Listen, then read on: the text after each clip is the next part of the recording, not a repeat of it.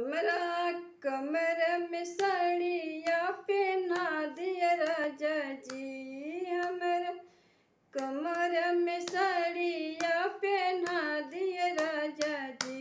दिलवा के करा पर लागल बाबा ता दिया राजा जी।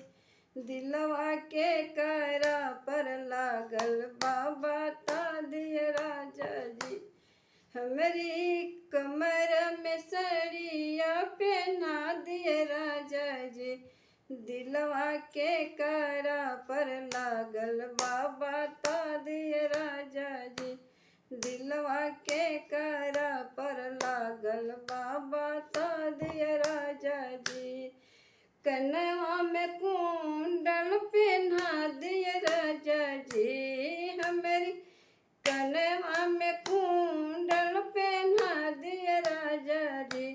दिलवा के करा से लागल बाबा ता दिए राजा जी। दिलवा के करा से लागल बाबा ता दिए राजा जी।